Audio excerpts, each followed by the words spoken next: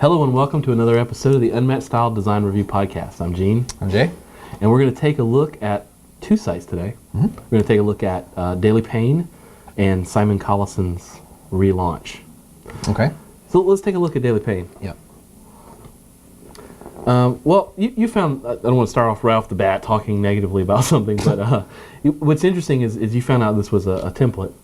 Well, I just looking at the CSS. I guess maybe some elements are from a theme. But I think he's changed it. Yeah, so changed it a lot. much. There's nothing wrong. We're not. Yeah, there wasn't a negative at all. I just wanted to bring that up. Yeah. There are elements of this that are based on a theme that somebody else developed. Right. That's what I meant to say. Yeah. Outside of that, though, I kind of love the site. I mean, I think clearly it's awesome. I put it in the gallery. But, aside from the pictures, and this dude has some really funny pictures sometimes. Yeah. Aside from the great pictures and stuff to take a look at, because I think it's like a photo a day type blog.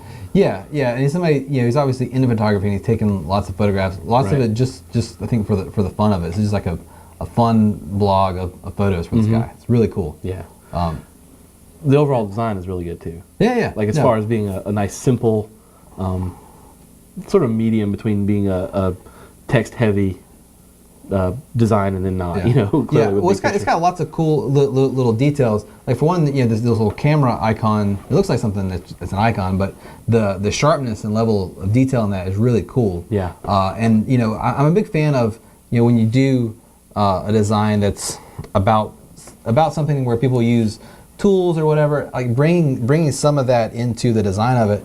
And this texture back here, it looks like the back of an old camera. Yeah. That kind of leathery kind of texture, and that's really cool. I love that. And it's also really cool that he's using Typekit to pull in his type, and it's really well chosen. And what's really cool is this the script face for the captions and some of the comments and stuff like that. It's really well done. There's lots of kind of little jQuery nuggets in here. Lots of kind of fading. Like when you come to the side, it fades in. The modal window effect thing fades really nice too. So click on the image, it kind of zooms in. I love that cool. Subtlety. I love the sites when they have we talk about detail a lot, like having a high level of detail. You can also have a high level of subtlety. I know that sounds weird to say it like that, but like this is a good example of that. Just graphically it doesn't beat you over the head, but as you use it, just these subtle things just really come out at you. Well, there's so much detail and so much effort put into all the details, but yet none of that ends up overwhelming the content of the site. Yeah. And that's a really good thing to strive for when you're as a balance of your site. Yeah, and that's a really hard line to walk too. To have a richness in detail, but still make the content up front. Yeah, and this site does that really well. Another site that does that really well is the next one, Simon Collison's site. A lot of people started tweeting this out when it relaunched and stuff, and it's been a couple of weeks.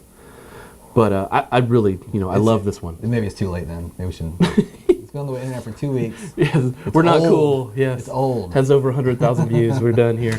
Well, this is another one like that. That when you first kind of look at this, it's like pictures of animals and some text. I get it, but as you start reading the posts and going through it, there's just so much crap here. It's just so deep. Yeah, well, it's got this kind of like a specimen. Almost like a shadow box kind of thing where you pin the stuff. It kind of sort of like that, kind of crossed with a on a turn of the century naturalist.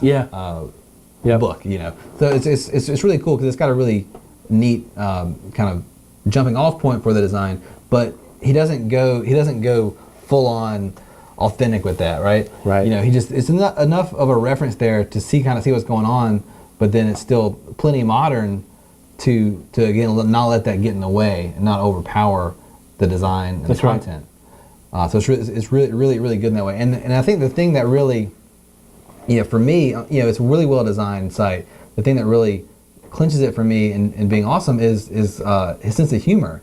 I mean the content the content's good, the design is really good, but the writing is also really solid. is really good, and it's just funny. Yeah. And when you're funny like that, it helps solidify your voice. Really does. And it gives you a personality, and that really takes it really to the next level. It really does. As far as making it a really, really complete, solid site. Yeah, and it's kind of funny. You spend all this time designing a website to look like you want it to look, but you kind of content sort of like, well, I'll figure that out later. Yeah. It's kind of like they have to work together. Yeah, we have to have a voice. Yeah. If you're doing lots of writing. Yeah, for the blog. Yeah, you have to have Hopefully a voice. he's writing. Yeah. Cool. All right. Well, thank you. That's all we have today. Yep.